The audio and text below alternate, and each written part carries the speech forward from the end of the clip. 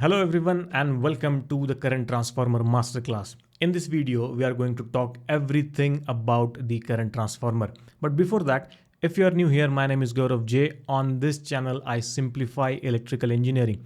So if you are somebody who is working in the electrical industry or you wish to work in the electrical industry, you will find a lot of content around substation, switchgear, power system, and basics of electrical engineering on this channel.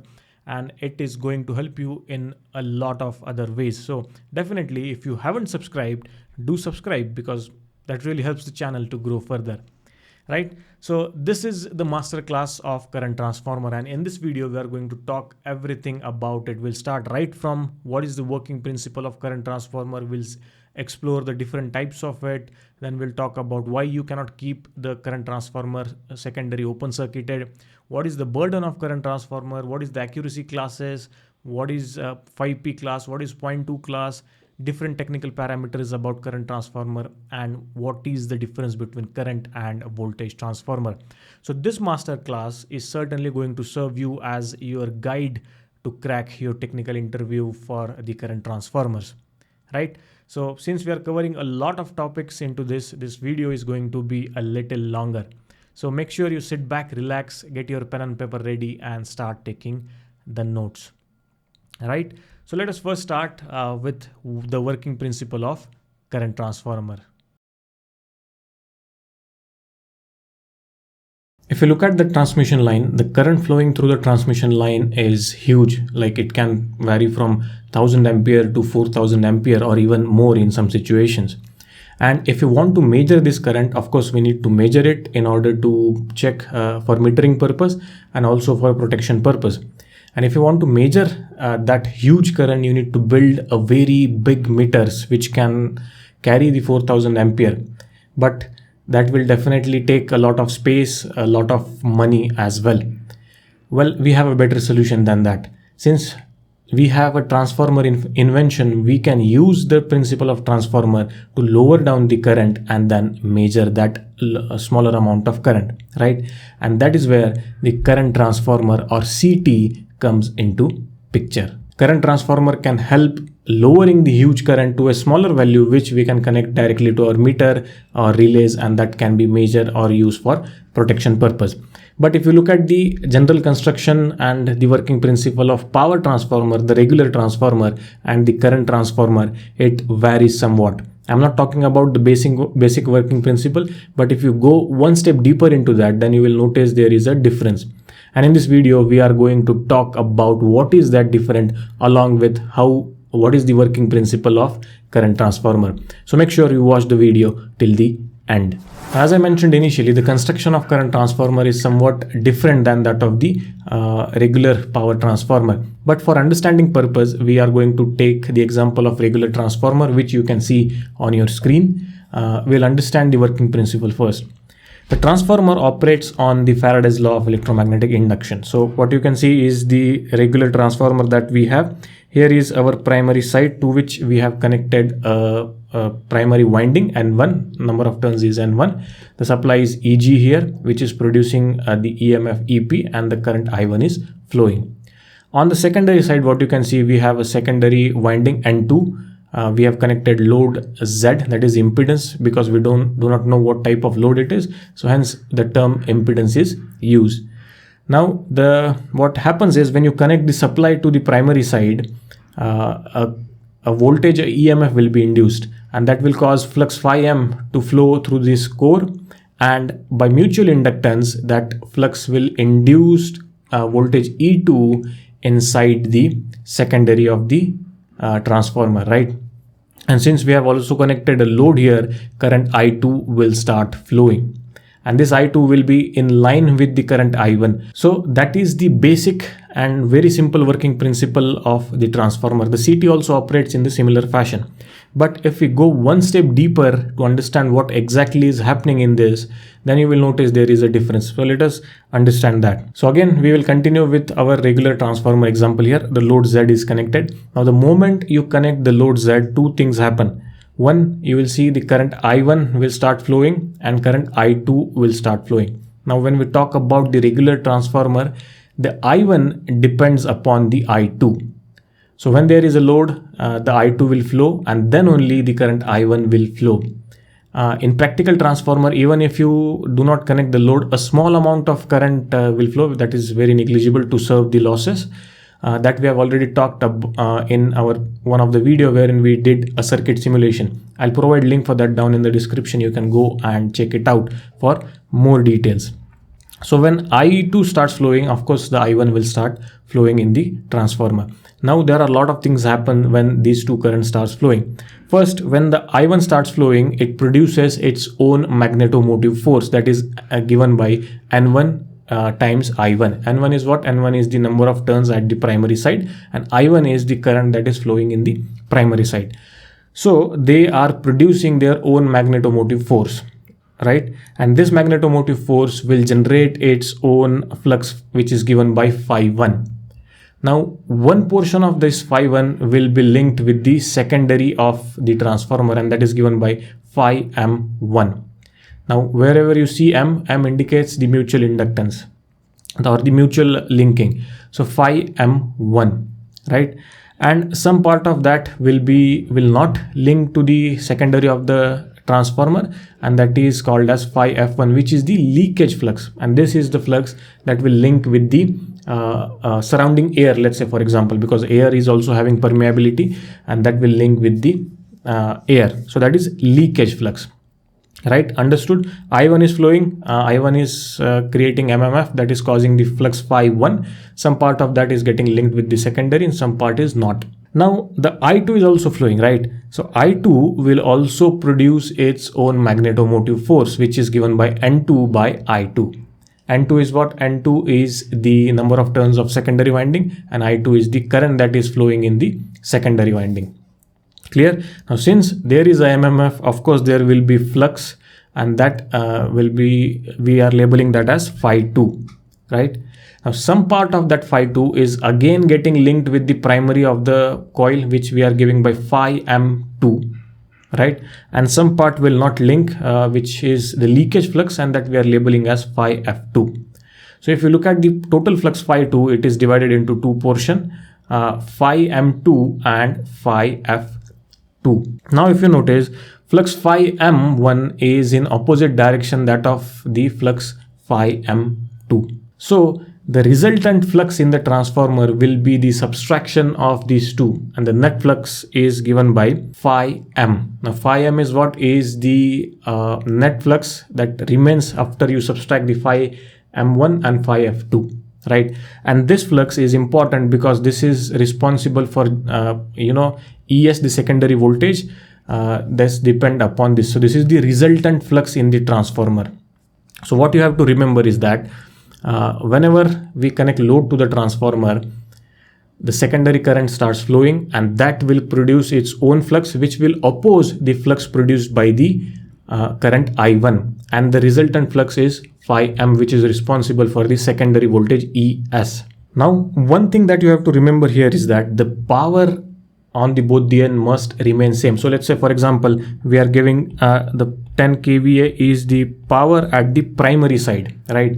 The same power will also be available at the secondary side. So even let's say if you are stepping down the voltage, then the current must go up in order to satisfy this 10 kVA. So that is very, very important, and that is satisfied in the transformer. The current transformer also operates in the same principle.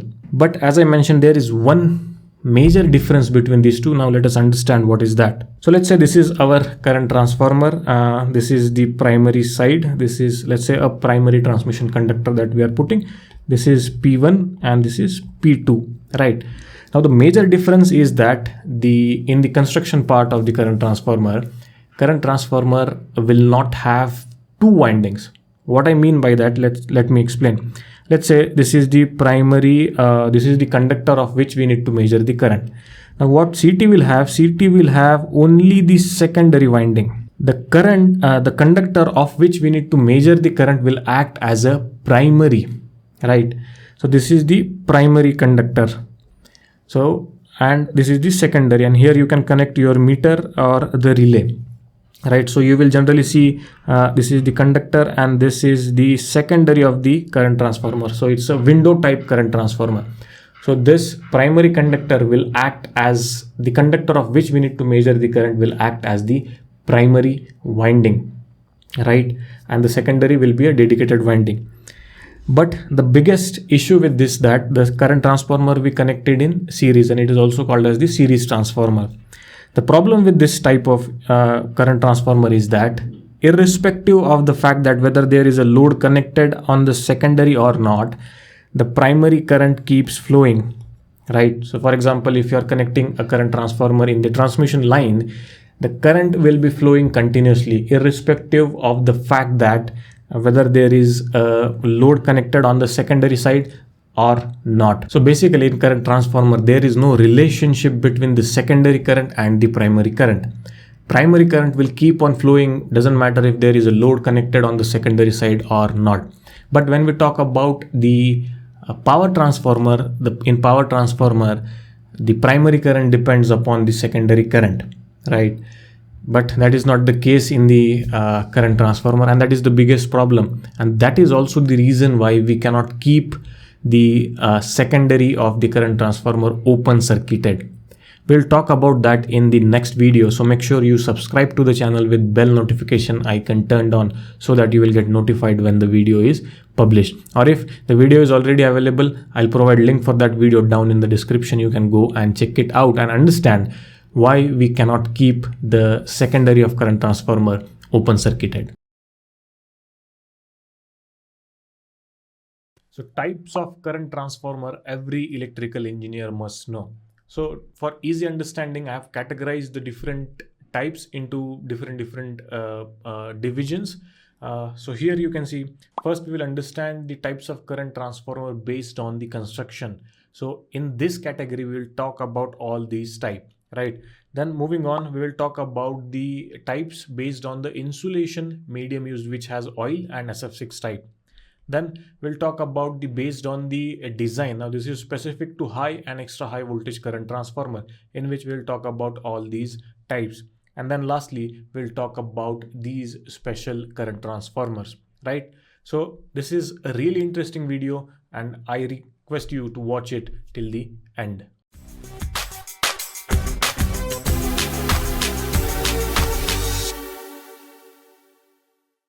Hello everybody, welcome to the channel. If you're new here, my name is Gaurav J.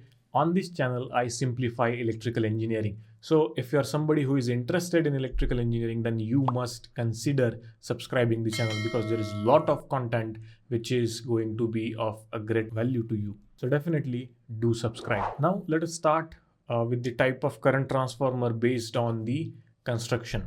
So what you can see on your screen is a window type current transformer. Now this is most commonly used in low voltage and medium voltage switchgear.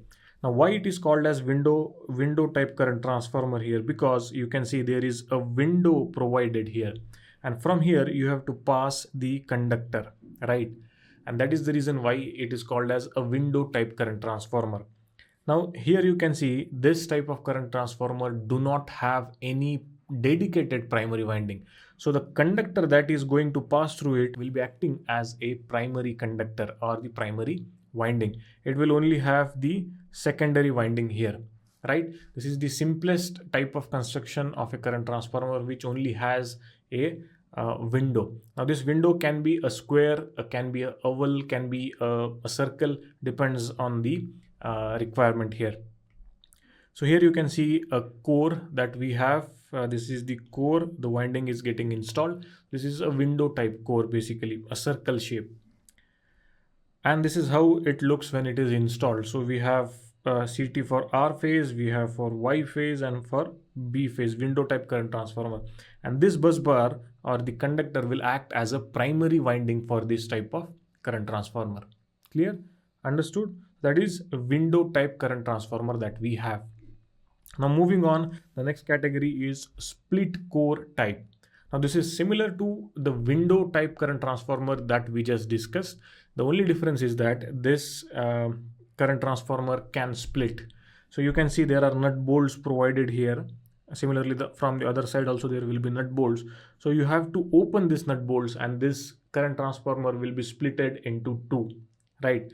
And then you can place the conductor in, and then again lock or the tighten the screw and nuts that we have here. Now the advantage of this type of current transformer is that, let's say you have a conductor and that this you cannot remove, right? In that case you can get this split type current transformer, open nut bolts, put it like this, and then screw it up, right? So that is the difference and advantage when we compare it with the regular window type current transformer, right? So that is the split core type current transformer. Then moving on, yeah, so this is how it will look. So it will open from this, and then at the conductor you can place it in the conductor like this, right? Moving on, we have a bar primary type current transformer. Now this is again similar to the window type current transformer. The only difference is that here we have placed a bar for primary winding permanently. So by default it will come with this. So you have to connect the conductor to this bar type primary and then measure the current, right? But this CT is generally expensive when we compare it with the window type current transformer. So again, it depends upon the requirement. This type of CT is also most commonly seen in low voltage as well as in the medium voltage switchgear, right? Now moving on to the fourth type that we have here is the wound type current transformer. Now in this, what we are doing is, here is the core that we have. To this core we have laminated the secondary winding, which is of a very thin wire and number of turns are more. And on the same core we have also installed the primary winding, which is of a thick wire and a very small number of turns. So it can be single turn, 2 turn, or 3 turn. So in series with that, we will be connecting the incoming the wire or the conductor of which we need to measure the current. Now since we are wounding the primary on the secondary, this is called as wound type current transformer. Understood? So here you can see the picture of that.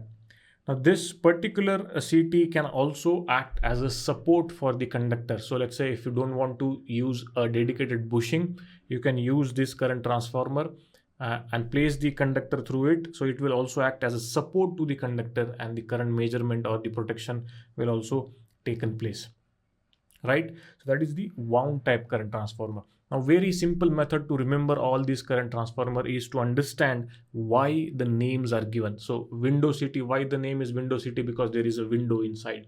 Bar primary, why? Because there is a primary conductor placed permanently. Wound type, why? Because it is the primary conductor is wound on the same core. So once you understand the logic behind why the names are given, you can easily remember the construction and all the details about the current transformer, right? So this is the first category we talked about, that is types based on the construction. Now moving on, and let us talk about the types based on the insulation medium used. Now, the current transformers that we discussed so far are generally seen in low and medium voltage switchgear, wherein the voltage rating is quite low and you don't have to have a dedicated insulating medium for current transformers. So all these current transformers what we discussed are basically crafted in epoxy resin, and you don't need to have a dedicated insulation for that.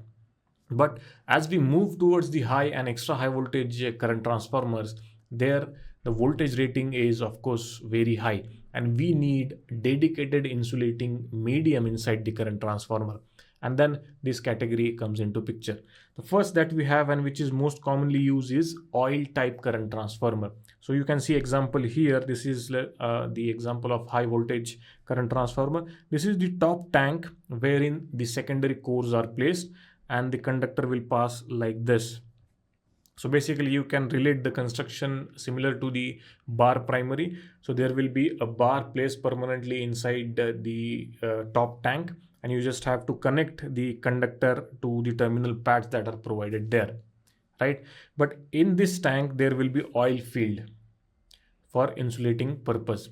But the problem with this type of CT is that the oil is not very reliable, and there have been a lot of incidences where the CT blasted inside the substation, and this is not a very reliable type of insulating medium. But since it is cheap cost wise, it is very widely used. There is one more alternative we have here, and that is the SF6 gas filled current transformer. Now this is more reliable and secure when we compare it with the oil type current transformer. So you can see image here. Again, this will have the cores inside this tank. You see the terminal pads are coming out where the conductor is connected here, and this tank will be having secondary cores, and it is filled with the SF6 gas for insulation purpose, right? So that is the types based on the insulating medium.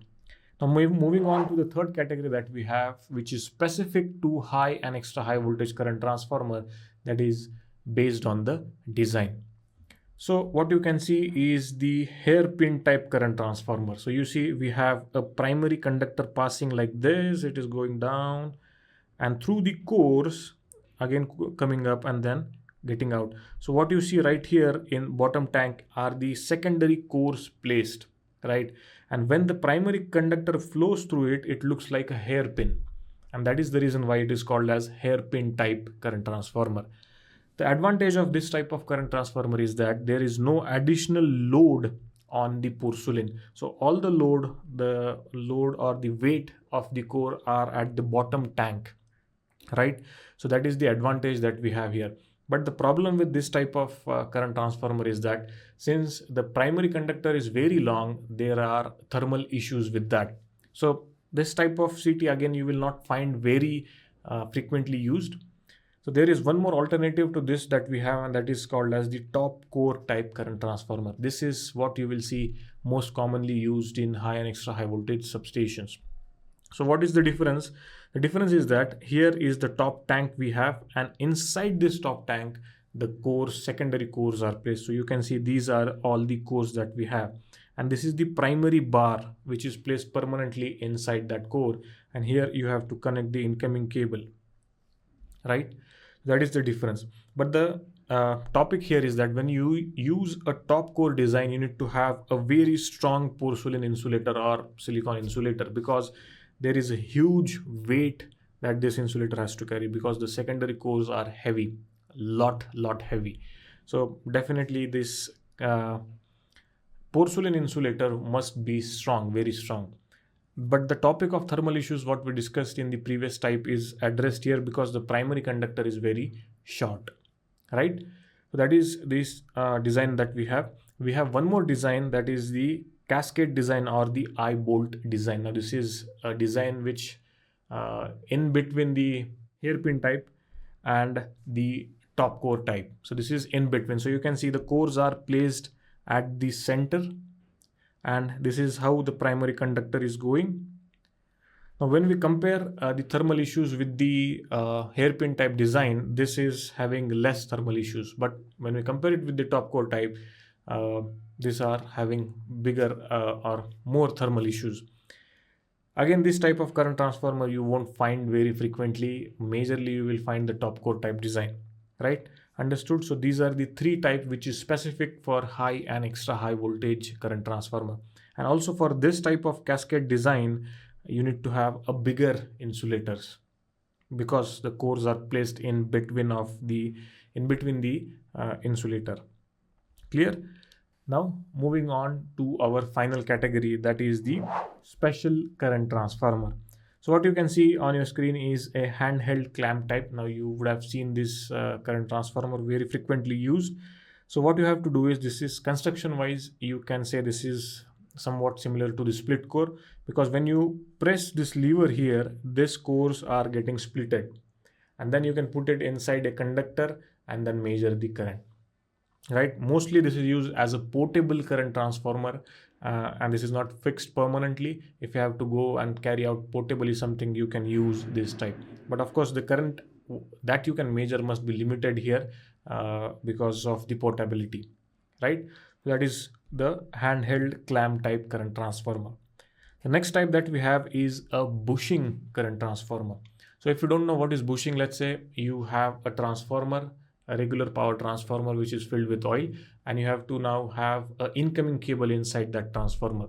So you cannot connect the cable that is incoming. Definitely you have to have some medium to connect it, so that there will be a proper termination, there won't be any sparking and all other issues. So for that purpose, a bushing is used. And What is special about this current transformer is that this current transformer is fitted directly inside the bushing. So the center part, what you can see here, is basically a current transformer, and the balance is the bushing. The advantage is that if the cables are incoming, you can simply use this bushing. So it is solving the purpose of having a bushing and a current transformer in one equipment. But the problem is that you cannot have too many cores inside this because of the size limitations. So if you see, this is the typical diagram. This is the center portion where the cores are installed. So it may have one core or two core, but it cannot have more than that because of the size limitations. For smaller case, when we go to high and extra high voltage, of course, there is possibility having more cores as well, right? So that is the bushing current transformer, a current transformer that is directly placed inside a bushing. Now, moving on to the last type that we have, that is LPCT, or low power current transformer. Now, there is same type of VT as well, LPVT, low power voltage transformer. Put together, they are called as low power instrument transformer. This is the recent development that we see, and mostly seen in the high and extra high voltage GIS type switchgear. There must be some solution available for medium voltage as well. Now, this type of current transformer or voltage transformer uses the principle of Rogowski's coil, and which makes it very, very compact when we compare it with the regular or the conventional current transformer and voltage transformer that we have. This is very, very compact. So just to give you one quick comparison here, you can see on the right hand side here, this is the conventional PT, this is the conventional CT that we use, and with this, the bay length, you can see it is almost 5.5 meters. But if you replace it with the LPITs, you can see this here. So this can measure the voltage, and this can also measure the current, right? So with this, the length of the bay is only 3.7 meters. So definitely it is very, very compact compared to the conventional CT and VTs that we have, right? So that is the special type of current transformer that we have, low power current transformer. Clear? So just to quickly summarize the video, what we talked about, we first talked about the types of current transformer based on the construction. So we talked about window type, split core type, bar primary type, and wound type. Then we talked about the types of current transformer based on the insulation medium, oil type and SF6 type. Then we talked about the current transformer based on the design, which is specific to high and extra high voltage. So hairpin type, top core type, and the cascade type. And then lastly, we talked about the special current transformer, which is this handheld clamp type, bushing type, and low power current transformer. By the way, if you're enjoying the video so far, then do like the video and do comment helpful in the comment section below. In that way, I'll understand this type of content is helping you. If you have seen the nameplate of current transformer, you would have seen a warning written on it. All the secondary terminals to be shorted when not in use. And if you don't do it, it can cause complete failure of the CT. There can be insulation failure, there can be a fire. And if somebody is working in the vicinity of that particular current transformer, then there can be serious consequences of that as well. And in this video, we are going to understand why that happens and why we cannot keep the secondary of the current transformer open circuited. To get the details, you need to watch the video.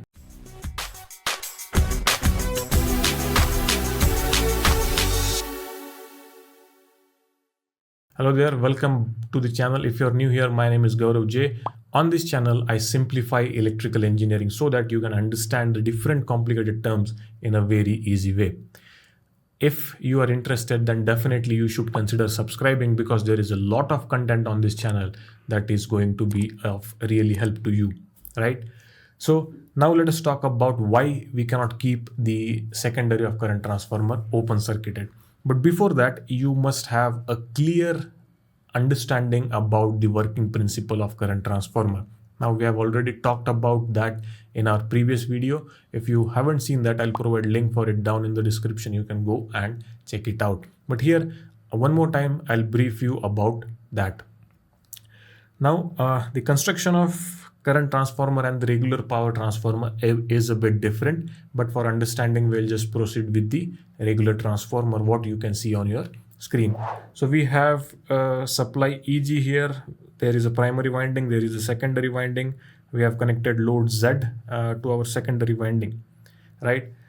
Now when you connect the load to the secondary of the transformer, the current I1 and I2 starts flowing. Now, if you keep this transformer open circuited, there won't be any current flowing at the primary side in case of ideal transformer. But in case of practical transformer, there will be small amount of current that will be flowing in order to serve the core losses of the transformer, right? So that is I1 and I2. Now, when I1 is flowing, the I1 will produce its own magnetomotive force, which is given by N1 times I1. N1 is what? N1 is the number of turns at the primary side, and I1 is the primary current that is flowing, right? Now, when there is a magnetomotive force, definitely there will be flux, and that flux is given by phi1, which is only produced by the current I1, right? And that is given, some part of that is getting linked with the secondary of the transformer in line with the Faraday's law of electromagnetic induction, which is given by phi m1. Now m is the mutual linking, so wherever you see m, that is mutual linking, so phi m1, right? And some part of that flux is not getting linked with the secondary winding, which is what we call as the leakage flux, and that is given by phi f1, right? So basically phi 1 will be having two portions, phi m1 and phi f1. Phi m1 is getting linked with the secondary winding, and phi f1 is not getting linked with the secondary winding, which is getting linked with the surroundings, let's say for example air, and that is what we call as the leakage flux. Understood? Clear what is happening in I1? Now imagine if there is no load and we are only having the I1, small amount of I1, so there will be only phi 1 flux available in the core, and that is causing the secondary EMF ES, right? But since here we have a load, what is happening is there is current I2 is flowing, and that I2 will produce its own magnetomotive force, which is given by N2 times I2. N2 is secondary turns and I2 is secondary current. Again, if there is a magnetomotive force, definitely there will be flux. So that flux is given by phi 2. And again, some part of that flux is getting linked with the primary of the transformer, right? And some part is not getting linked, which is what we call as the secondary leakage flux, and that is given by phi f2. So phi 2 is having two portions, phi m2, which is the flux getting linked with the primary, and the flux that is not getting linked with the primary is phi f2, right? That is the leakage flux, right? Understood? Now there are two fluxes in our core. One is produced by I1, one is produced by I2, and both these flux are in opposite direction to each other. So definitely the resultant flux in the transformer will be the difference between these two fluxes, right? And that is given by phi m2, right? A flux mutual or phi m will always be lesser than the flux produced by any of the currents, right? So standalone flux produced by our current I1 phi 1 will always be greater than the flux phi m here, right? That is very important because what I'm going to explain next, it depends upon that, right? So phi m is always lesser than the flux produced by any of the standalone currents. And this phi m is actually responsible for this secondary voltage ES, right? This is the net flux, and that is responsible for the ES. Clear? Understanding what I'm telling here? Now this is about the regular transformer. Now when we talk about the current transformer, they are little bit different than this. Let us understand that now. So in current transformer, there will be only one winding, which is the secondary winding, right?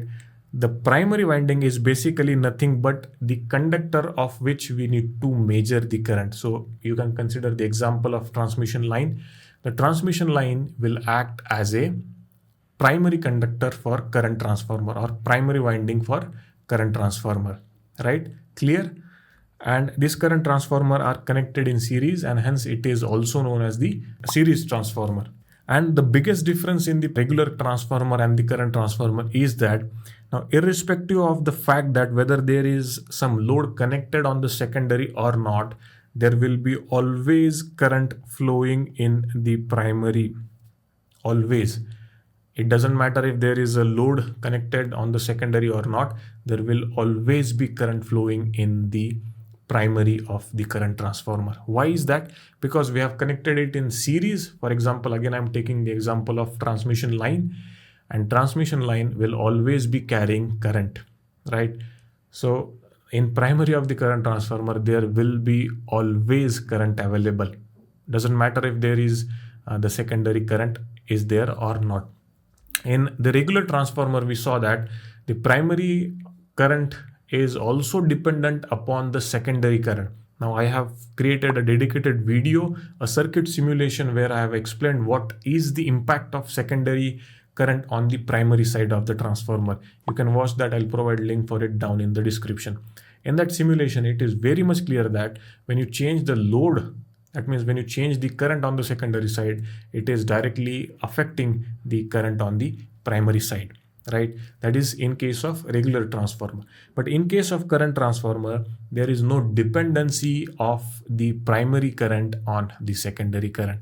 And that is the issue. That is the reason why you cannot keep the secondary open circuited. I'll explain you about that also in coming slides. So what is happening is there will be always phi 1 available, whether there is phi 2 available or not, right? And as a result, there can be a situation, let's say if the secondary is open circuited, the net flux will be equal to the flux produced by the primary current of the current transformer. And as I mentioned, the phi m is always lesser than the any individual flux if the secondary is flowing. But if there is no secondary, the phi m will be equal to the phi 1, and which can be very high. So in a regular situation, let's take the phi m is basically phi 1 minus phi 2. But if the secondary is open circuited, there won't be any phi 2, right? So phi m is basically equal to phi 1, and which can be very huge, and that can produce a very high voltage at the secondary. You will get this more clearly when we look at the example. Let's go to the example here. So let's say this is situation 1, a regular situation. We have a current transformer connected to a transmission line which is of 36 kV. The primary current is 1000 ampere. The primary turn is single turn, so only one turn is there.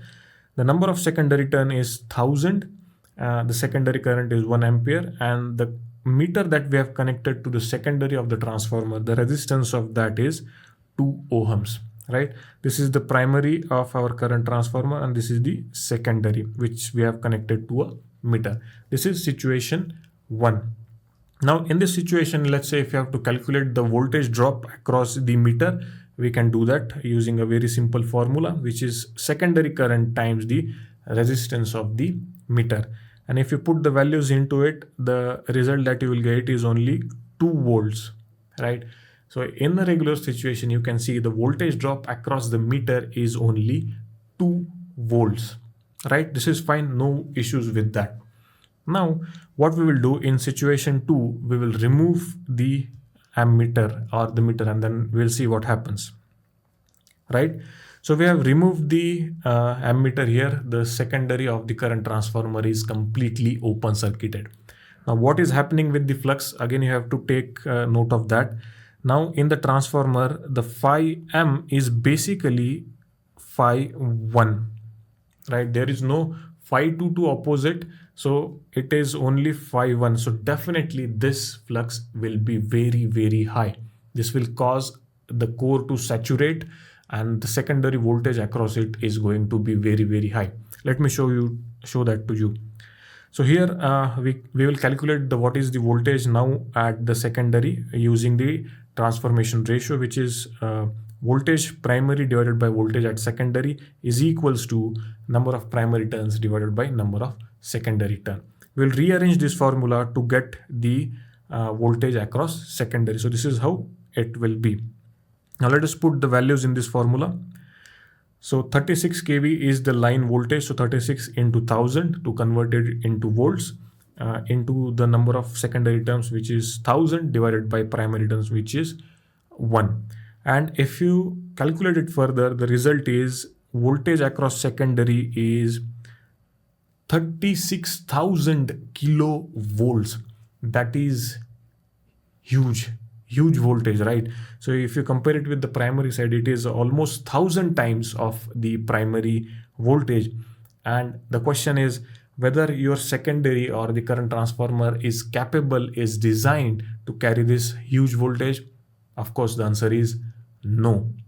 And this huge voltage will put a lot of pressure on the insulation of the secondary, which will be failed, of course, eventually. And there can be a fire, there can be a big blast. If somebody is working near that, there is a question of his life basically there. So you can imagine how big, how huge that voltage can get if you keep the secondary open circuited. What is the reason? The reason is that there is no flux opposing the flux produced by the current I1. Right?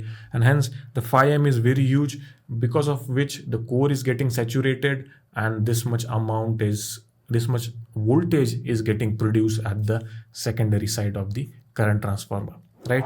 And that is the reason why you must not keep the secondary open circuited. If you're not putting any load, any burden on the secondary, make sure you put a short circuit link to that. And that is what is also written on the nameplate of the current transformer. If you're finding my YouTube videos helpful, then you will also love the different courses that I have created on a different industry related topic. You'll get all the details about the courses that I have created on courses.theelectricalguy.in. I've already provided a link for it down in the description. Definitely go and explore the different courses available. The courses are already helping thousands of students worldwide. So make sure you check it out and enroll in the courses to expand your skills. Hello everybody and welcome back to yet another interesting video. Now in the previous video we talked about the accuracy part of the current transformer. We saw there are two different accuracies, metering and protection. And in this video we are going to talk about one of the very important concept of the current transformer, which is the burden. We'll talk what is a CT burden and what are all the things that makes a CT burden, right? So let us talk on that part. So when we say about a CT burden, what do we mean by that? Is it something that we are putting, let's say maybe on top of the CT tank, which is causing the burden on the CT? Is it the case? Well, of course not. It is not the case. Then what is the CT burden? Now what you can see on your screen is a high voltage current transformer. So this is the tank, the top tank wherein all the cores will be placed. Let's say this is the core we have. And from this core, there will be a primary conductor passing through it, right? So basically this winding acts as a secondary of the current transformer. And from this top tank, the wires are running through this bushing that you can see, the porcelain bushing. And then there will be a terminal box at the bottom, which you can see right here. And there you can give this output to maybe a relay or maybe a meter. So in a very simple term, the burden means all the things that you are going to connect to the secondary of the current transformer. So it can be a relay, or it can be a meter, or it can be anything else that you are connecting to the secondary of the current transformer. That is what we call as a burden, right? And this explanation, what we are going to see today, is applicable for all the instrument transformer. It is not the case that this is only limited to current transformer. No, this is applicable to CT also. This is applicable to inductive voltage transformer also, and also for capacitive voltage transformer. So basically all the instrument transformer will have the concept of burden, and this explanation will stand true for all the instrument transformer that we have. So again, in the simple words, the burden is everything that we are going to connect across the secondary of the current transformer or any instrument transformer. Basically, it is nothing but the total impedance that we have to measure.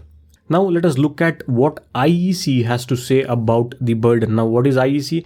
IEC are basically the standards using which all these products we manufacture, and it is accepted in majority part of the world.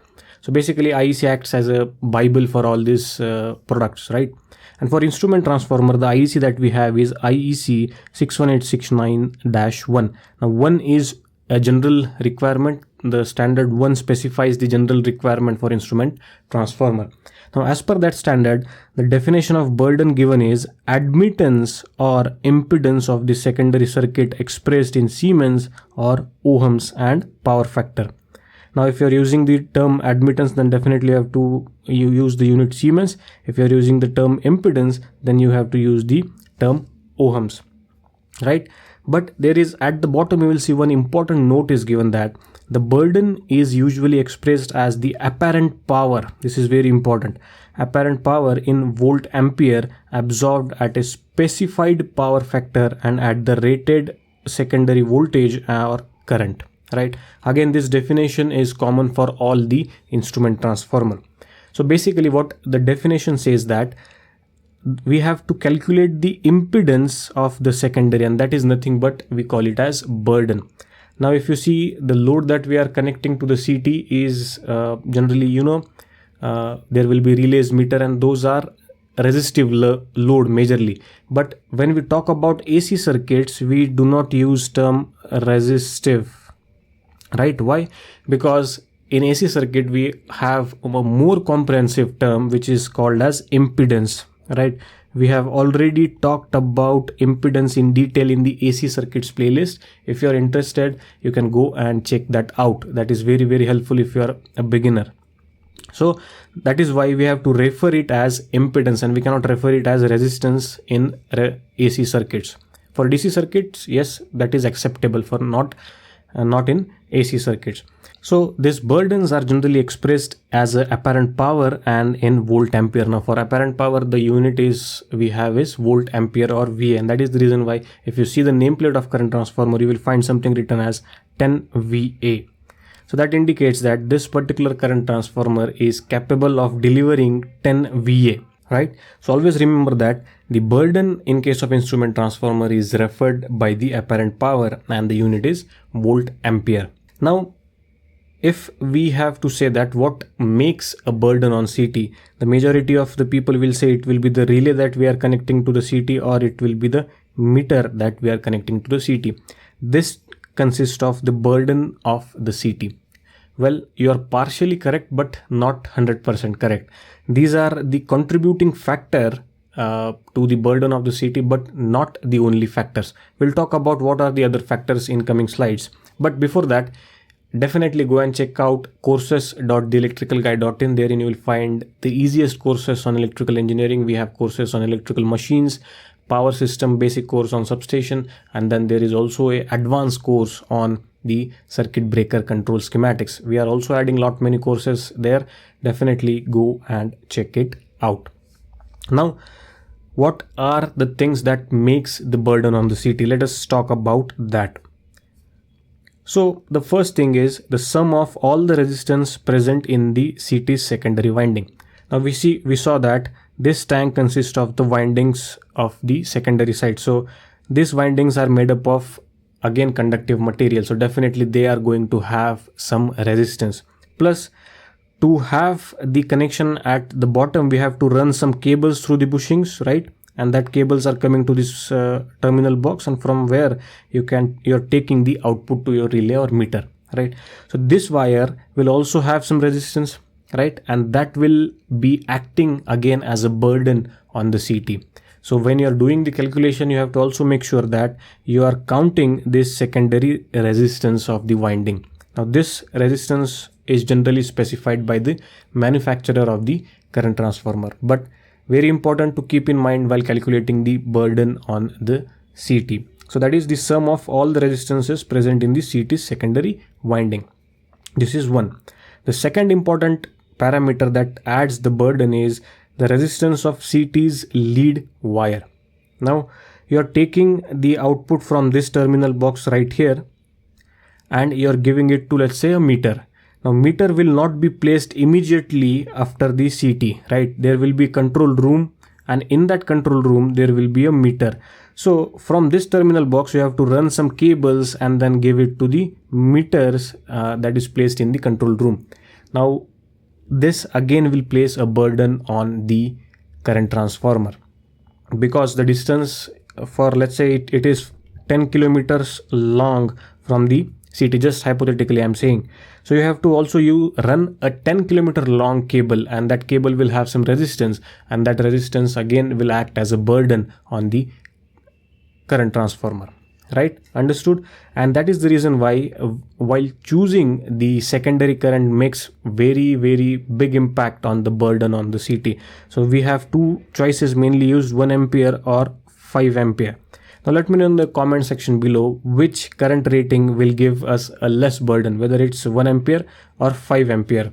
And this is something that we have to do with I square R losses. So which current rating will give me less I square R losses? Comment down below. The third important parameter is the resistance present in the meters, relay or other devices connected to the CT. Of course, this is the very obvious things. Now since we are into the digital era now, all the meters, relay, they are gone digital, and the burden requirement has significantly dropped compared to the 20-30 years before, right, where everything was manual and then the requirement was very high. We have also seen some CTs or instrument transformer having 60 VA or 100 VA or even 200 VA. This is too much actually in today's digital era. In today's digital era, the meters, the relays have significantly reduced the burden requirement. The resistance has significantly reduced.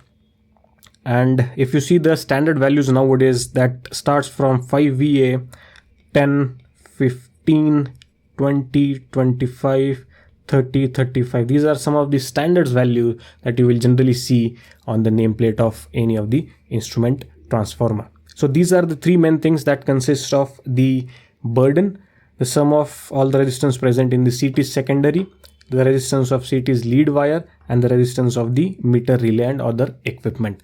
So when you put all these things, then you will arrive at the total burden requirement of a current transformer.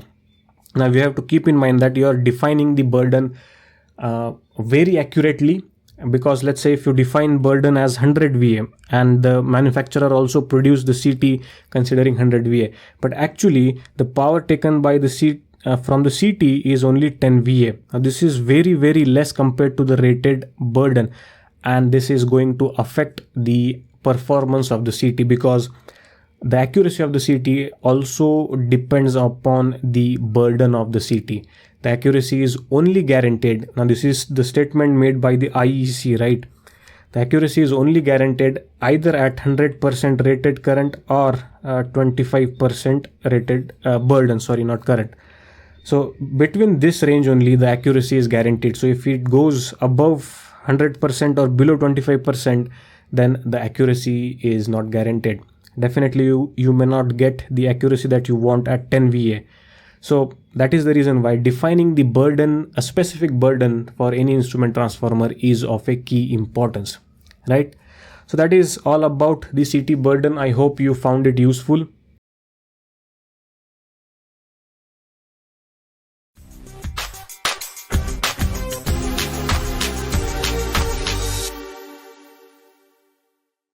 Accuracy in a generic term is correctness. Accuracy shows if something is error-free. Also, when we talk about the accuracy of current transformer, we talk about if the output of current transformer is error-free or not. Now, since the current transformer is used to measure the current flowing in the system as well as to give inputs to the relay in case of an abnormal condition, the accuracy is also divided into two parts: the measuring accuracy and the protection accuracy. Now, what do we actually mean by the accuracy of the current transformer? If I have to put it in a simple way, it is nothing but the correctness of the output. Now, the question is, how do we differentiate between measuring accuracy and protection accuracy? We'll talk about that, but if you're new here, my name is Gaurav J and I simplify electrical engineering topics to help you with your academics and technical interviews.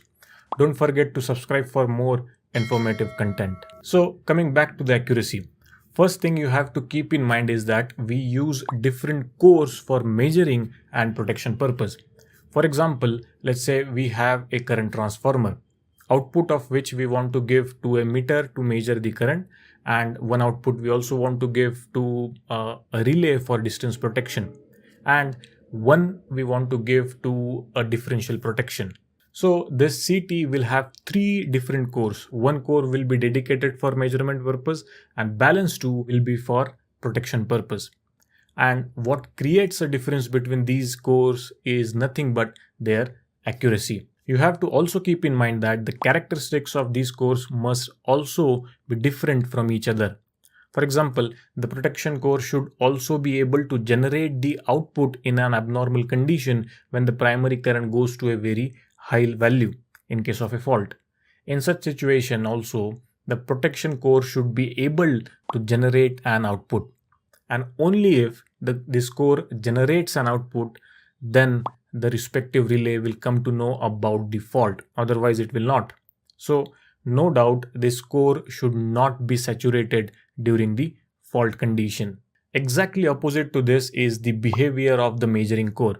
The output of measuring core is given to the meters, and the meters are not designed to carry the high current.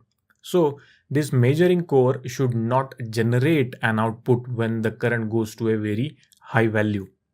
If this core generates the output even in abnormal conditions, then definitely it will damage the meter that is connected to it, which of course we do not want. So both measuring and protection core are different in their behavior, and what sets them different is their accuracy. By the way, if you find my YouTube videos helpful, then you will love the courses that I have created. To know more about these easiest courses, simply visit courses.TheElectricalGuy.in. If you are someone who is going for a technical interview and needs a quick guide on substation, then this substation simplified course is for you. It is designed for beginners with all the information which you need during the interview. And if you want to elevate your expertise to a new height, then the circuit breaker control schematic course is for you. This is the only comprehensive course available which will help you become expert in the circuit breaker control schematic. I'll put link for all these courses down in the description. Definitely go and check it out. Now, in a current transformer, there is a ratio error, there is a composite error, and there is a phase displacement. Phase displacement is nothing but the difference in the phases between the primary and secondary current vectors. And different standards like IEC have defined certain limits for each of this error for each of the accuracy classes.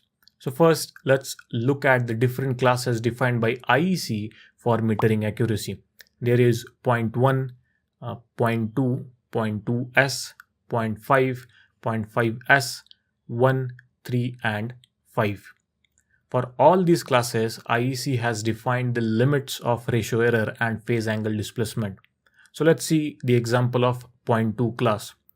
Here you can see the ratio error allowed at 5% of the rated current is 0.75. Similarly, the values mentioned for 20%, 100%, and 120% of the rated current and this needs to be maintained in order to achieve the accuracy of 0.2 class. In the same fashion, the phase displacement is also mentioned. So only when a core complies with this requirement, then it can be said as a 0.2 class core. And out of all the metering classes we just saw, 0.2s is the most accurate one and mostly used for revenue metering. And the names of the accuracy classes are given based on the ratio error allowed at 100% rated current. You can notice the name of the class matches with the error allowed at 100% rated current. So that is the metering accuracy. Now let us talk about the protection accuracy. Characteristics of protection accuracy are different from that of metering accuracy. Protection cores need not be as accurate as the metering cores, but they must be able to transform the high fault currents to a protection relay to measure and disconnect the fault. IEC defined protection accuracy includes 5P, 10P, PX or PS. And for sure, for these classes also, error limits are defined. For example, for 5P class, the ratio error allowed at rated current is 1. Now, if you compare it with the 0.2 class, which we just saw, the ratio error allowed at 100% rated current was just 0.2. Whereas for 5P, it is 1. Huge gap. Also, phase displacement is defined for 5P and 10P cores. For 5P and 10P cores, composite error also comes into picture. For 5P, it should be less than 5%. By the way, if you are interested to know in detail about 5P and 10P class, I have a dedicated video on that. I'll put a link for that down in the description. You can go and check it out. So when a core complies with all these requirements, then it can be said as a 5P core. And how do we define that? Definitely by testing. So you have to do testing in order to prove the accuracy classes, right? So to summarize, metering cores are more accurate and the different classes defined by the IEC standards are this. On the other hand, protection core need not to be accurate, but they must transform a default current so that the relay will sense it and clear the fault. The protection accuracy defined by the IEC you can see on your screen. Now here you need to keep one thing in mind, a very important thing in mind, that the accuracy class will not be guaranteed for burdens above rated burden or below 25% of the rated burden. If you would have seen a nameplate of a current transformer, then you would have seen something written like this: 5P20 15 VA. Now what is this class of current transformer indicates? What is the number 5 indicate, what is P indicate, and what is 20 indicates? We will talk about everything about this particular class of current transformer in this video. In the end, we will also talk about some of the application of 5P and 10P class. So if you want to get this detail in the easiest way possible, then you need to watch the video.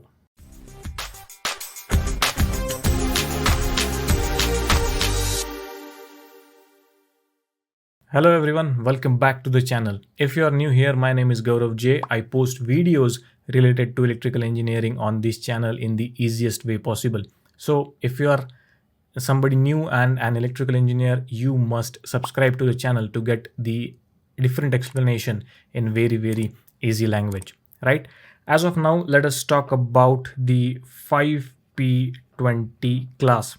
Let us understand what do we mean by 5P20. So first of all, before understanding the 5P20, we need to understand some basic things. Now current transformer do have two types of cores into it. One is protection core and another one is metering core. So as the name suggests, one is used for protection purpose and another one is for metering purpose.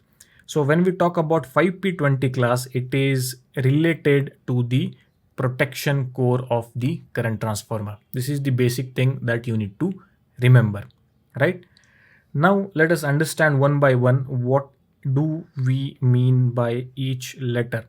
So the first letter 5 indicates the composite error allowed. Composite error. So 5 basically indicates that this particular current transformer has composite error less than 5%, right? Similarly, you will also find it is mentioned as 10P. So 10P again, in that 10 indicates that this particular core will have composite error less than 10%. That is the composite error. Now this value, whatever I am telling to you, is defined by the IEC. The standard IEC standard for current transformer is IEC 61869-2. These values are defined by this particular IEC standard. Now let us understand quickly what is a composite error. So here you can see a simple definition of composite error. Composite error is the difference between instantaneous values of primary current and actual secondary current multiplied by rated transformation ratio. Now here you need to focus, there is one important word that is used, that is instantaneous. Now what is instantaneous? Let me quickly explain that to you. Let us say this is our current waveform. Okay. Now if you want to calculate power, or let's say anything on a particular instant, let's say on a positive peak here, then this is what we call as instantaneous value, because we are calculating, making some calculation at this particular instance, and hence it is called as instantaneous value, and the composite error is related to that. So it is the difference between instantaneous values of primary current and actual secondary current multiplied by rated transformation ratio. So if you want to put it in mathematical way, so it will be composite error is equals to the difference between the secondary current and the primary current, so IS minus IP, multiplied by the rated transformation ratio Kn. Again, this nomenclature is defined by the IEC. Now what is Kn? Kn is the rated transformation ratio, which is nothing but the ratio of actual primary current IP divided by the secondary current. Sorry, not actual, the rated primary current and the rated secondary current. So there is a difference basically. So when I say the rated current is 2000 ampere, that means the CT is capable of carrying 2000 ampere. And when we talk about the actual current, it is basically the current that actually flows through the primary and secondary of the current transformer. It could be maybe 1500. Depends. I'm just giving one example to you. That is the difference between rated and actual. So transformation ratio is basically the ratio of actual primary current by the actual secondary current. Clear? So that is the composite error. And when it is mentioned as 5P, then the 5 indicates the ratio error is less than 5%. Sorry, not ratio error, composite error. Clear? Similarly for 10P, it would be 10%, the composite error. It will be lesser than that. Now these are the accuracy classes defined by the IEC standard. Clear? Understood the first number 5? Great. By the way, if you're interested in learning the different topics on electrical engineering in easiest way, like the electrical machines, transformers, substation and circuit breaker control schematics, you can visit courses.theelectricalguy.in, wherein you will find easiest courses that I have designed. You can learn directly from the industry experts. Definitely go and check it out. Very, very helpful courses, already helping a lot of people, and I'm sure this will also help you out. Definitely go and check it out. Now moving on, the letter P here indicates the protection. So it is simply mean protection. So P stands for protection. The next important numbers are this 20. This is very, very important. This is what we call as accuracy limit factor, or ALF. Now this is also called as the rated accuracy limit current, right? Just keep a note of that. Now there will be some situation in which the primary current of CT can go to a very high level. One example is, let's say, a fault condition. Now in that case, the CT must be able to carry that current. One second, even if the high current is flowing, the CT should not saturate and it should give us the accurate result. That is the requirement. And hence this particular factor makes sure that the CT is having that rating. So when it is mentioned as, let's say, 5P20, so this 20 indicates the accuracy limit factor. This means that even if 20 times the current flows, 20 times the primary current flows, the accuracy of the CT will remain intact as defined by the IEC standard. The composite error will not, go very high or something like that. It will still remain in the predefined value. So what does this mean? Let's say if your rated current is 2000 ampere and the accuracy limit factor is defined as 20, it means that even if 20 times 2000 ampere flows through the primary of the current transformer, the composite error will remain within limit, that is 5% or 10% depending upon the class. Now what happens if it goes above the 20 times? Well, you will not get the accuracy from the CT, or even the CT may saturate because of that. So that is accuracy limit factor, ALF. Now it can be 10, it can be 20, it can be 30. So 30 is a very extreme side. Of course, if your requirement is 30, then the cost of the current transformer will also increase because of that. So that is accuracy limit factor. So if you look at the summary, so 5P20, 5 indicates what? Composite error. P stands for protection. 20 indicates the accuracy limit factor. Clear? Similarly, if it is mentioned as 10P20, then it means 10 is the composite error limit, 10% P protection, and 20 is again accuracy limit factor. Clear? Now, where do this 5P protection is used? Well, 5P is generally used for overcurrent protection. This is where it is used. And as per IEC, there are two classes for that. One is 5P, another one is 10P. Now, if you look at the history, there was also 15P, but this 15P is no more in used. Even IEC do not define any accuracy factors for that. So 15P is out of question, right? And you will also see something like that. Let's say 5P20 and 15VA. So we understood what is this. Now, what is 15VA? 15VA indicates the burden on that particular core. So of course, at the secondary, you will be connecting, there will be wires, there will be relay. So, and these things will put some burden on the CT, right? And the 15VA indicates that this particular core is capable of carrying the burden up to 15VA. If it goes above the 15VA, then the accuracy may have impact. And how do we prove that? How a manufacturer proves about everything that we talked about is by the type test. So they will have to perform some tests, and from that test, they will have to prove that, okay, the composite error is within 5%, that even if the accuracy limit factor is 20 times, if you flow that current, the accuracy is still remaining within the limit specified by the standards, right? So that is the 5P20 class of current transformer. I hope you have a very clear idea on that.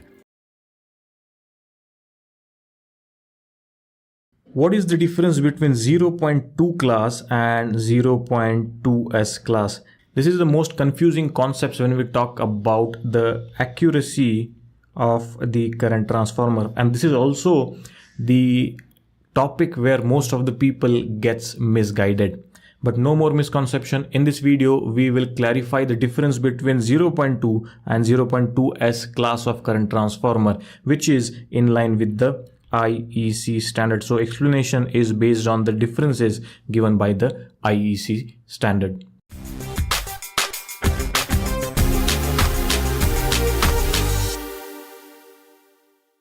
Hello everybody, welcome back on the channel. If you're new here, my name is Gaurav J. On this channel, I simplify electrical engineering. So if you're someone who wants to have a clear understanding on the different concepts, then this is the channel for you. We have a lot of content, and a lot of content is also coming soon. So definitely make sure you subscribe to the channel with bell notification icon turned on so that you don't miss any of the updates. Now coming back to the current transformer, we are talking about the difference between 0.2 and 0.2S class.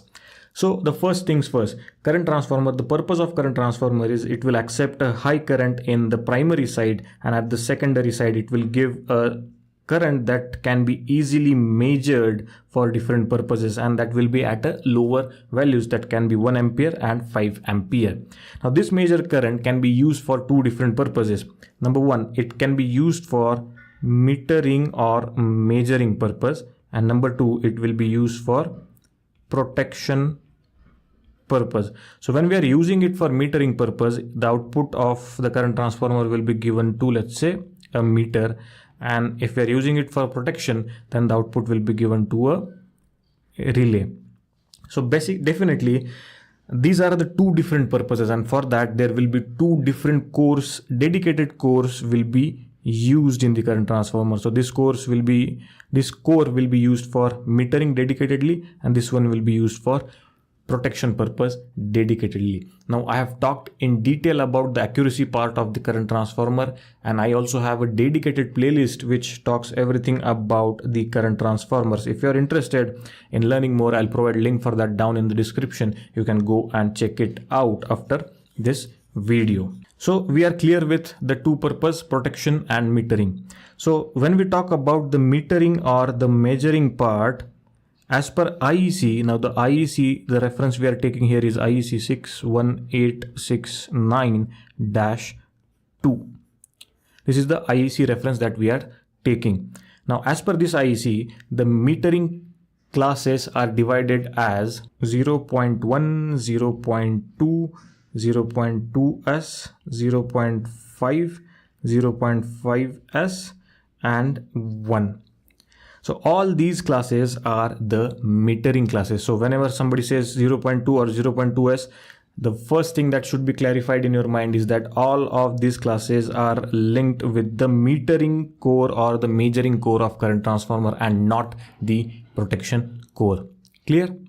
Now, why this numbering? Of course, there should be a logic behind why the numbering 0.1, 0.2 or 1 is given. Clear? Let us understand that.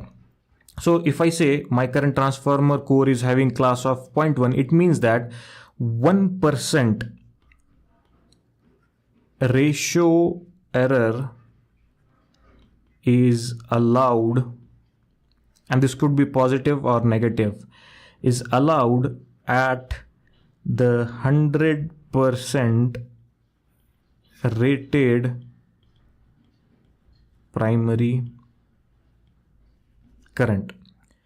So when I say class 1, it means that plus or minus 1% ratio error. This is very important. There are a couple of errors in the CT, but we are not talking about all the errors. We are talking about specifically the ratio error here. The ratio error is allowed at 100% rated primary current. Clear? Don't worry if you are confused. Do not worry. I'll make things clear. I'll make things easy for you. So let us continue with the example of class 1. So let's say my current transformer is having rated primary current as 1000 ampere. Okay. So when 1000 ampere is flowing through my current transformer, and in that situation, if my ratio error are within the limit of plus or minus 1%, then I can award that core with the class 1. Okay. Then only I can call that core as class 1. Clear? Now understood? So similarly, when we say 0.2 class, so when let's say again the rated current is 1000 ampere, and at that situation, if my ratio error remains within the limit of 0.2% plus or minus, then that core is called as 0.2 core. Clear? Understood? That is the meaning, that is the logic behind the numbering that is given by the IEC standard. Now all this what I am talking about is based on the IEC reference what I have told you. So just like we saw for 0.2 class, similarly for 0.2s class as well, the limit of ratio error allowed is only 0.25% plus or minus at 100% rated current. Then now the question is, if this limit is same at 100%, then what is the difference between 0.2 and 0.2s class? What is the difference? Well, this is where the things get interesting. Let us explore it further. So when we test the accuracy of current transformer, let's say at 0.2 class or any other class, we just don't test it on 100% primary current. We also test it at 120% of the primary current, 20% of the primary current and 5% of the primary current. So just let's say assume the rated primary current is 1000 ampere, then we will test 120% of that, 100% of that, 20% of that and 5% of that as well. And IEC has defined the limits of ratio error at every stage, every percentage that I have listed here. So for 0.2s class at 120%, the accuracy should remain at 0.2. The ratio error should remain within the limits of 0.2. The same thing is also applied to 100%. At 20%, the limit that is given by IC is 0.35%, and at 5% it is 0.75%. Now if you notice that when the current is high, the limit of the ratio error is very thin. So for 100% it is 0.2, but at 5% you see it is going up to 0.75%. This is very obvious because the output of current transformer definitely depends on the primary current. So if we are reducing the primary current, there will be challenges for current transformer as well, and hence the higher amount of errors are allowed at the less amount of primary currents, and that is the reason why you will see this trend here. So this is about 0.2 class. Now when we talk about 0.2s class, definitely these limits are different for that, and it gets more stringent. Let us explore on that now. So when we talk about 0.2s class, we have 120%, 100%, 20%, 5%, and there is addition of 1% rated current as well. Things really get stringent when we talk about 0.2s class. Now I'm not sure why the S stands there, but I am calling it as S is for stringent.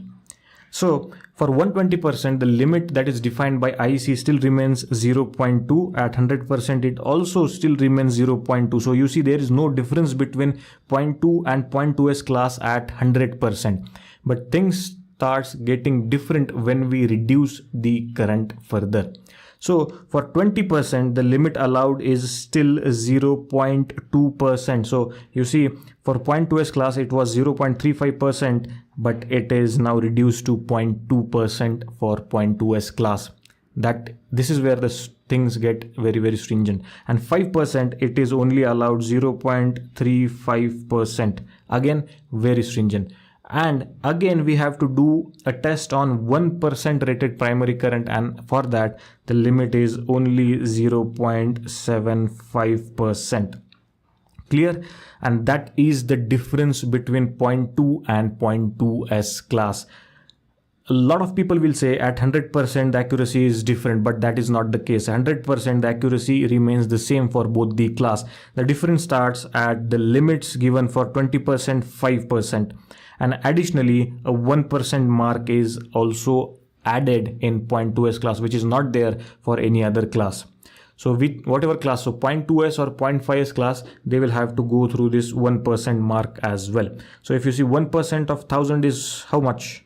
Is just 10 ampere. So a 10 ampere current will be flown through the primary, and the ratio error should remain between 0.75% plus or minus. So that is the difference between 0.2 and 0.2s class. I hope after this explanation, there is no misconception in your head. You now have crystal clear clarity on the difference between 0.2 and 0.2s class. In this particular video, we are going to talk about these 5 parameters about the current transformer, which are very, very important if you are going for a technical interview. This video will act as a quick guide for all these 5 parameters. So if you want to get the details, then you need to watch the video.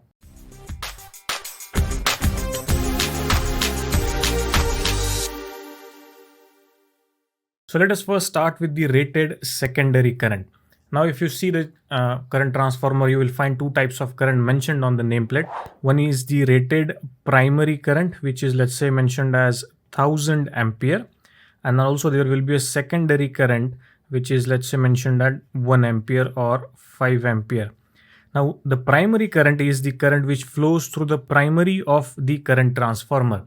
And as a result, as output, the output that you get from the secondary side is what we call as secondary current.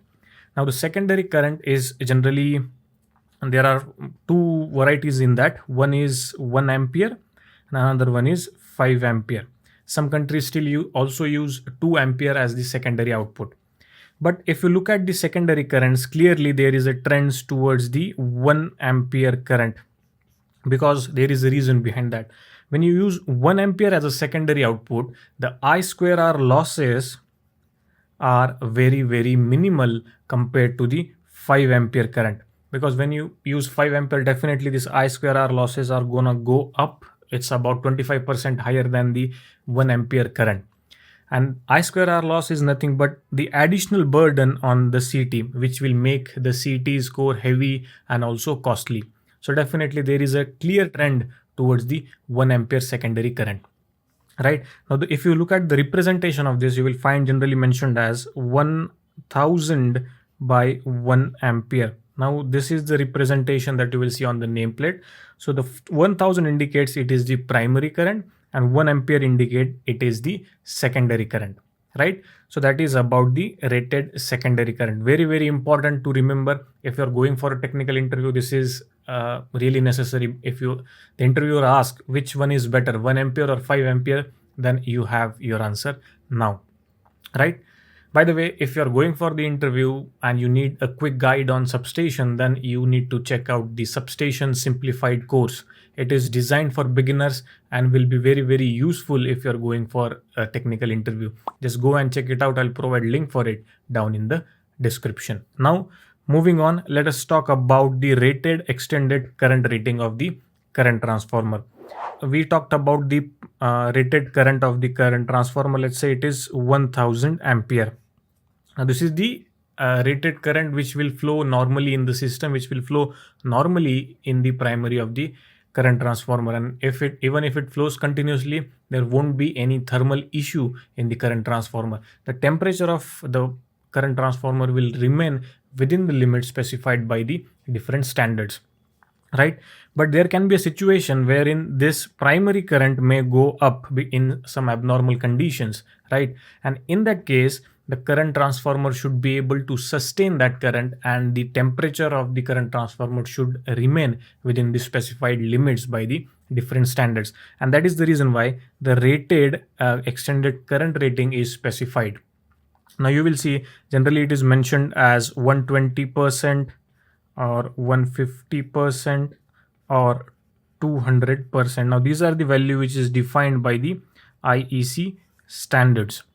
Now what does it mean when it is mentioned as 120%? That means the current transformer is capable of carrying 120% of the rated primary current, and it will have no impact on the temperature rise of the current transformer. The temperature rise will remain within the limits, right? Similarly, when it is mentioned as 200%, that means even if 200 times the primary current flows through the current transformer, temperatures of the transformer will remain within the limits. So 200% means, let's say, even if 2000 ampere flows continuously in the current transformer, everything will remain within the limits as specified by the IEC standards. So that is rated extended current rating. Very important in case the system is unstable and the current generally goes up and down.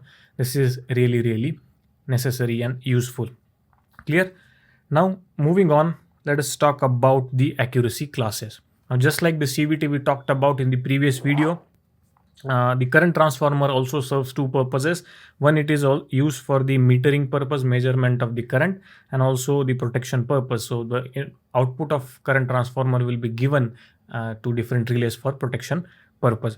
So definitely the accuracy classes of current transformer is also divided into two parts. So one is metering and another one is protection, right? And the accuracy is also defined accordingly, because metering core will have different characteristics and protection core will have different characteristics. So if you look at the classes specified by for metering, then you will find it is defined as 0.2 or 0.2s. Also there is 0.5 and 0.5s. Now 0.2 and 0.2s is generally used for metering purpose, revenue metering and tariff metering, and they are the most accurate metering classes available in the current transformer. Similarly, for protection core, we have 5P or 10P class, and there is also PR and PS, or it is also called as PX, right? So one is used for differential protection and one is used for distance protection. So the cores of current transformer are divided based on these accuracy classes. One core will have metering, another core will have protection. Because the characteristics of each of the class is different, the core of the each class will also be different. Now, if you look at the current transformer, it can have, let's say, 1 metering core or 2 metering core and balance 3 or 4 protection cores. This is completely depend upon the requirement. What is the requirement? So the number of cores will vary, but generally it will be from 2 cores to 5 cores or even 6 cores in some cases, right? So that is the accuracy classes, metering and protection. Now, if you want me to make a dedicated video explaining the accuracy of current transformer, then comment accuracy in the comment section below. I also have a dedicated video explaining the 5P and 10P class. If you are interested in knowing that, I'll provide link for it down in the description. So now let us talk about the accuracy limit factor. Now, first of all, let us put one thing very clear, that the ALF factor is only applicable for cores with 5P and 10P rating. This factor is not applicable for other protection class and also for metering class. Clear? Now let us understand what is accuracy limit factor.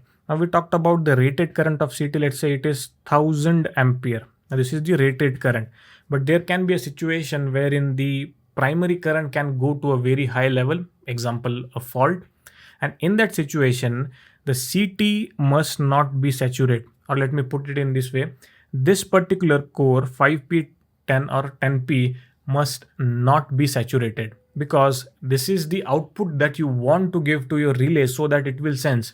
If the CT or this particular core is saturated and the relay is not getting the output, you will not get the desired result. You will not get the desired protection that you want, right? There is no point in having then this particular class in the CT. So the CT must not saturate in case the rated current goes to a very high level. And this particular factor, accuracy limit factor, defines that particular quality of the CT. So you will find that the class is generally mentioned as 5P10. So 10 is what indicates the accuracy limit factor. Now what is this 10 means? Let us understand that. The 10 indicates that even if the 10 times the rated current flows through the current transformer, the core will not saturate. The accuracy will not be impacted. The composite error will still remain in the limit specified by the standard. That is defined by the accuracy limit factor. Now this can be 20 or this can be 30 as well. So 20 indicates even if 20 times the rated primary current flows through the current transformer, this particular core will not saturate. Clear? Understood? So that is accuracy limit factor. By the way, if you're finding the video helpful, why not to like it and why not to subscribe? Because why not? We are putting a lot of efforts in creating this content and there is a lot of interesting content that is coming up. So definitely go and subscribe to the channel with notification turned on. Now let us talk about the very important factor, that is instrument safety factor. Now ISF is exactly opposite to that of the ALF that we just saw. How is that? Let us understand. Now ALF, it talks about that the CT must not saturate, right? On the other hand, the ISF talks about the CT must saturate, right? Don't get confused. I'll explain you what is that. So the ALF talks about the protection core, and when the protection core is used, the CT must not saturate because we want output from it, right? On the other hand, when the CT's core is used for metering purpose, the meters are not meant to carry very high current, right? And if let's say 40 kiloampere is flowing through the primary in case of short circuit, and that is replicated in the secondary and that output is going to the meter, then this meter will not work, right? The meter will be damaged completely because the meter is not meant to carry that much high current, right? So in that case, the metering core must be saturated well before the high current reaches, right?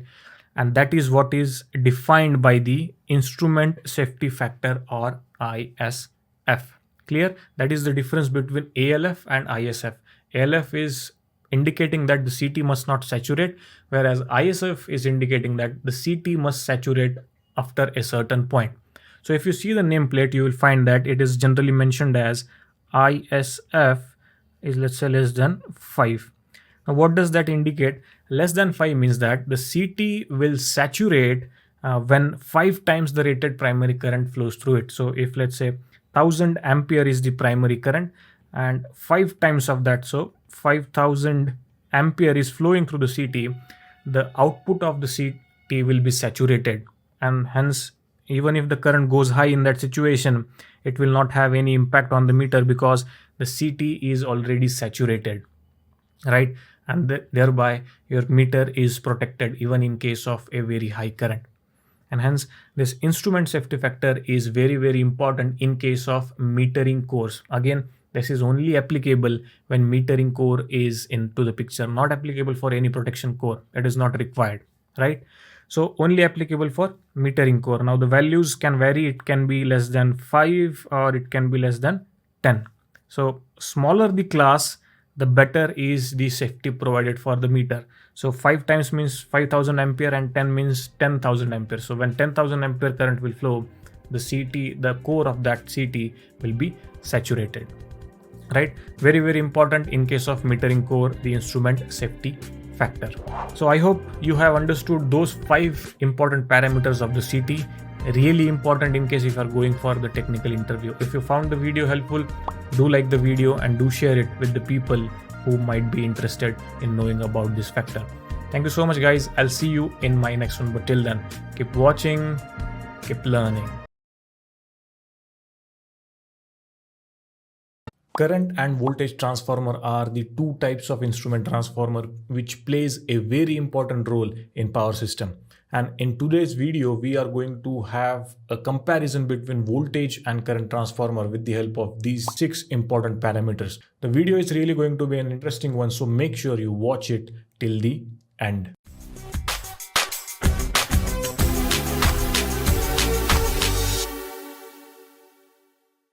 So first, let us start by understanding the purpose of current transformer and the purpose of voltage transformer, starting with the current transformer. Now, there are multiple reasons why we need to measure the current that is flowing into the system. One, if we are delivering power to somebody, we need to measure the current for the tariff purpose. And second, we also need to measure the current so that we can know whether the current flowing in the system is normal current or is it a fault current. And for that, we need to measure the current, right? And if you see the current that flows in the transmission level or the distribution level, the range of current is very, very high. It can be 2000 ampere, 4000, 6000 or more in low voltage systems.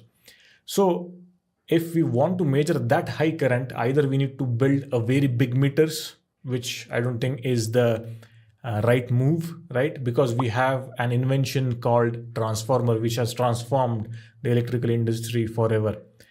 And we are utilizing that invention here to measure the current. And we call that as current transformer. So current transformer is basically a device which steps down the very high current that is flowing into the system to a value in which we can measure that, right? So the purpose of current transformer, of course, as the name suggests, is for measurement of the current. And once you measure that current, you can utilize it either for the metering purpose. So if you are selling the electricity to someone or if you are getting electricity from someone, you need to measure the incoming current. So that can be done using the metering feature. So the input of current transformer is given to the meters, which measures the current. And second is the protection. So one input of the current transformer will also be given to the protection relay. So this current transformer will have different core, which is designed for different application. There will be metering cores, there will be protection cores. Now I have talked about current transformer in detail. I have a custom playlist created for you on the current transformer. I'll provide link for it down in the description. You can go and learn more about current transformer after this video. Right, so we are clear with the purpose of current transformer, measurement of current, which can be used for metering and protection purpose. And the output of current transformer is very, very low. It can be 1 ampere or it can be 5 ampere, right? So that is the purpose of current transformer. When we talk about the purpose of voltage transformer, as the name suggests, similar what I explained about current transformer also applies for a voltage transformer. We need to measure the voltage, and to measure the very high voltage or medium voltage, we need to build big meters, which is not the right choice again. So we are utilizing a voltage transformer which steps down the incoming voltage to a level which can be measured. So the purpose of a voltage transformer is the measurement of voltage. Again, once you measure the voltage, that can be utilized for one metering purpose and another one is protection purpose. Again, the voltage transformer will have dedicated cores for that. And the output of voltage transformer is generally 110 volts by root 3 because it's a single phase output. VTV connect phase to earth, right? So that is the difference between the purposes of voltage transformer and current transformer. Moving on to the second parameter, which is the voltage and current situation in this transformer. Now, as we discussed, the current transformer steps down the current, which means the voltage will go up. So voltage goes up and current goes down in the current transformer. Exactly opposite to that, what happens in voltage transformer is voltage is stepped down and as a result the current goes up, right? That is the basics. So that is current and voltage situation in case of current transformer and voltage transformer. Moving on to the third parameter, which is the construction. Now construction wise, both this transformer differentiate, of course. So the construction of current transformer is pretty similar, pretty simple. So you can see here in the image, we have a secondary core which is labeled as S1 and S2. And there is P1 and P2 which represents the primary winding. Now in case of current transformer, there is no dedicated primary winding. It will be the conductor of which you need to measure the current. So if I take the example of transmission line, you need to measure the current flowing through the transmission line. So the transmission line will act as a primary winding for the current transformer, and then there is a dedicated secondary winding. So the bottom line is there is no dedicated primary winding in case of current transformer, and the number of turns that you will see is also very limited. Most of the time it will be single turn, but based on the application, based on the requirement, it can be 2 turns or 3 turns. I'm talking about the primary turns. Secondary, yes, there is a dedicated winding. Clear? So that is the simplest construction of the current transformer. Now, based on the construction, there are different types of current transformer, again, which we have talked about in a detailed video. If you're interested to know more about the different types of current transformer, I'll provide link for that video and the complete playlist again down in the description. You can go and check it out for more details. Clear? So that is the construction of a current transformer. Now moving on, the construction of voltage transformer is different in terms of the winding. So in voltage transformer, there will be dedicated primary winding, which we have labeled here with P1 and P2. And there will be dedicated secondary winding. So this is the simplest form of voltage transformer or potential transformer. There is one more variation in the voltage transformer, that is what we called as capacitive voltage transformer or CVT. This you will generally find in high and extra high voltage substations. So in this voltage transformer, the construction is a little bit different. So here we have used capacitors to divide the voltage, and against one of the capacitor we are measuring the voltage. The advantage of CVT is that you will also get arrangement for power line carrier communication with the help of wave traps. Now what is wave trap? How do they work? What is CVT? I have talked about that. I'll give link for all those videos down in the description. You can go and check it out that as well. Clear? So that is the constructional difference between a voltage transformer and the current transformer. Now moving on, let's talk about the connection, how we connect these transformer in a substation. Now this will also help you to understand how you can identify whether it's a voltage transformer or a current transformer without looking at its nameplate. So let us understand that. Now, current transformer, we always connect current transformer in series in the system. And as a result, there will be dedicated incoming and outgoing. So let's say this is my current transformer and this is the transmission line of which I need to measure the current. So here you can see the transmission line here is incoming and from here it is outgoing. So if you see an instrument transformer where there is a dedicated incoming and there is a dedicated outgoing, then it's definitely a current transformer. Clear? Now, when we talk about the voltage transformer, you will not find a dedicated incoming and outgoing. Of course, there will be a dedicated incoming because we connect voltage transformer phase to earth. So there will be, let's say, a bus bar is at the top. So there will be a dropper coming to the CVTN which is getting connected to it. So it's a phase to ground. You will not see a dedicated outgoing from the voltage transformer. And when you see that, you can immediately tell that, okay, this is a voltage transformer. So that is how the connections is made, and that is how you can identify without looking at the nameplate whether it's a voltage transformer or a current transformer. Current transformer we connect in series, voltage transformer we connect phase to earth. Always remember that. And that is also the reason current transformer, it is called as a series transformer. Clear? Now moving on, let us talk about the dependency of primary current. Now talking about current transformer, the current transformer is a series transformer. And as I mentioned, the primary winding is nothing but the conductor of which we need to measure the current. So irrespective of the fact that whether we have connected any load to the secondary, whether secondary side is open circuited or short circuited, doesn't matter. There will always be current in the primary of current transformer. And that is one of the reason why you can't keep the secondary of current transformer open circuited. I've talked about it in detailed video. I'll provide a link for it down in the description. You can go and check it out and understand what will happen if we keep the secondary of current transformer open circuited. Clear?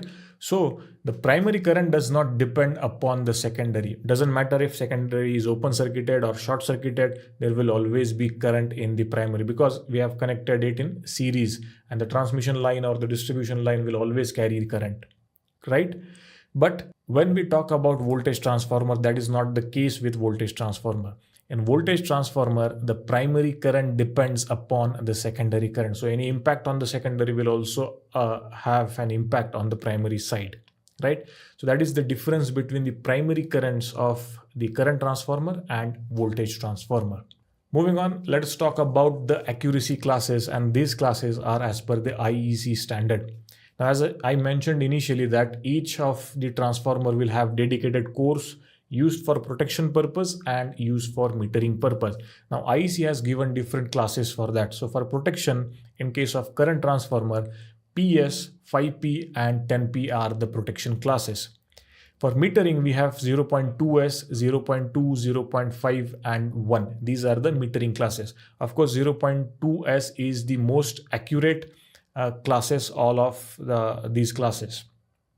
Similarly, for voltage transformer, for protection, we have 3P and 6P, and for metering 0.2, 0.5, 1 and 3. Of course, 0.2 is the most accurate metering class of the voltage transformer, right? Understood the basic classification between the current and voltage transformer. I hope this video made some sense to you. And if this was helpful, this content is helping you, then do also comment helpful in the comment section below, because in that way I'll understand these videos are helping you. And if you haven't subscribed yet, then why not to subscribe, because there is a lot of content that is coming and I'm 100% sure that they will be helpful to you. So definitely subscribe and share it with the people you think might be interested in knowing, right? So that is all for this video, guys. I'll see you in my next one, but till then, keep watching, keep learning.